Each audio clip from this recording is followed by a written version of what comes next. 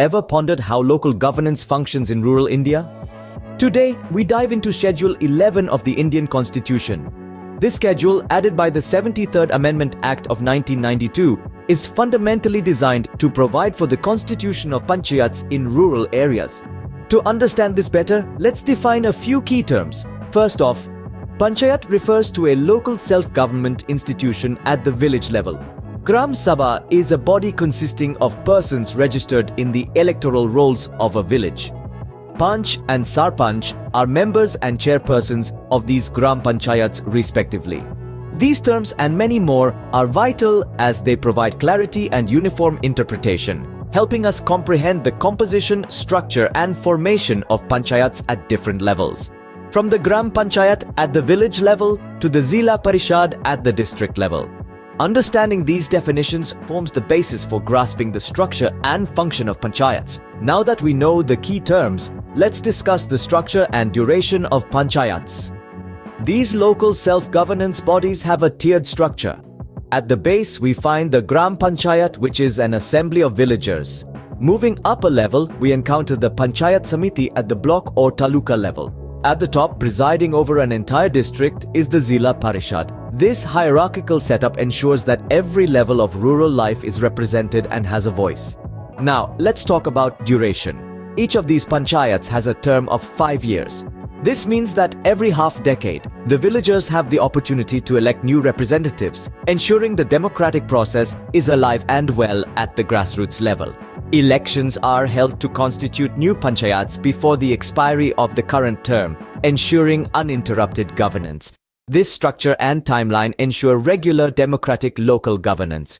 Representation and leadership form the backbone of any democratic institution. So how does it work in panchayats?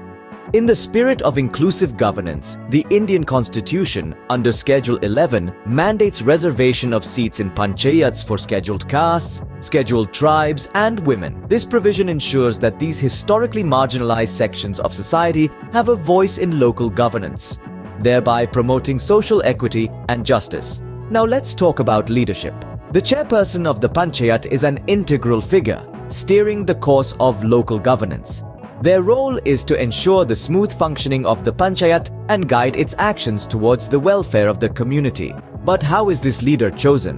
The chairperson is either elected by the members of the panchayat or selected through direct elections by the villagers, depending on the regulations of the respective state.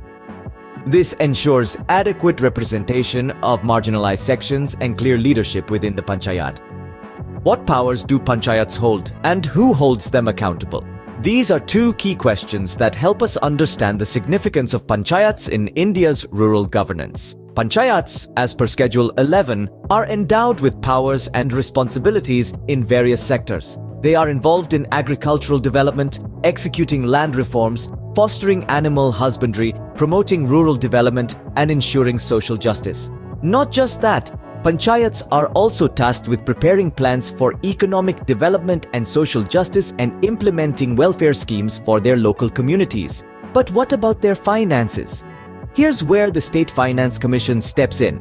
It's constituted by the state government to review the financial standing of the panchayats and recommend the distribution of financial resources between the state and the panchayats. And to keep things transparent, provisions are in place for the audit of panchayats' accounts. This audit is conducted either by the state auditor or an authority appointed by the governor. Thus, panchayats have clearly defined powers and financial accountability. Elections are the lifeblood of democracy. How do they work in the context of panchayats? Let's dive in. The Election Commission of India, an autonomous constitutional body, oversees the electoral processes for panchayats. It ensures that elections are conducted in a free and fair manner, adhering to the principles of the Constitution and the laws set by the state legislature.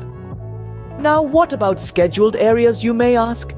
These are regions that have been recognized by the Constitution as requiring special protection due to the unique socio-economic conditions of their indigenous tribal population. The provisions of Schedule 11 are extended to these areas, with certain modifications and exceptions as specified in the 5th schedule of the Constitution. This ensures that the benefits of local self-governance and decentralized power reach even the most marginalized sections of our society. This brings us to the end of our journey through Schedule 11, the backbone of local governance in rural India.